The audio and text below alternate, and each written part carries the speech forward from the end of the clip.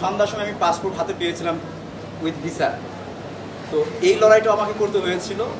তারপরে সেই পাসপোর্ট আমাকে বাংলা বান্ধা গিয়ে পৌঁছে দেয়, পরে আমি ইন্ডিয়াতে ঢুকে যাই। তো এই যে প্রতি মুহূর্ত আমি বাংলাদেশের 1000 কিলোমিটার হাঁটি, ইন্ডিয়ার অংশ হাঁটি, হেঁটে নেপালে ঢুকে যাই। ঢুকে গিয়ে বেস ক্যাম্পে গিয়ে পৌঁছাতে, এভারেস্ট বেস ক্যাম্পে পৌঁছাতে আমার 64 দিন সময় লাগে। ইনানি সমুদ্র ইনানি থেকে শুরু করেছিলাম এবং বেস ক্যাম্প পর্যন্ত পৌঁছাতে 64 দিন। আমি এতে 1372 কিলোমিটার পথ হাঁটি এবং 3 কিলোমিটার সাঁতার কাটি। কেটে 29শে এপ্রিল আমি বেস ক্যাম্পে পৌঁছাই। 6 এপ্রিল আমি রোটেশনের জন্য উপরে যাই, ক্যাম্প 1-এ যাই, ক্যাম্প 2-এ, ক্যাম্প 3-এ গিয়ে আবার ফিরে আসতে হয়, কারণ এভারেস্ট ওইখানে আমাদের দীর্ঘদিন থাকতে হয়।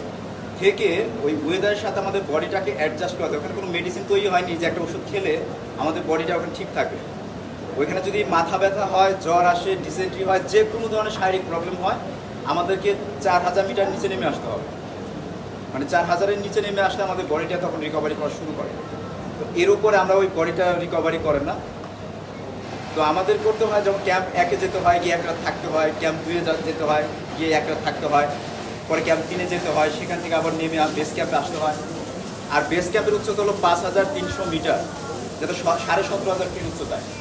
তো ওই উচ্চতায়, ওটা অতি উচ্চতায়, সেখানে বডি কাজ করে কম, অক্সিজেন কম। আমরা যখন ক্যাম্প 3-এ চলে যাই তখন থেকে আমাদের সাপ্লিমেন্ট অক্সিজেন নিতে হয়।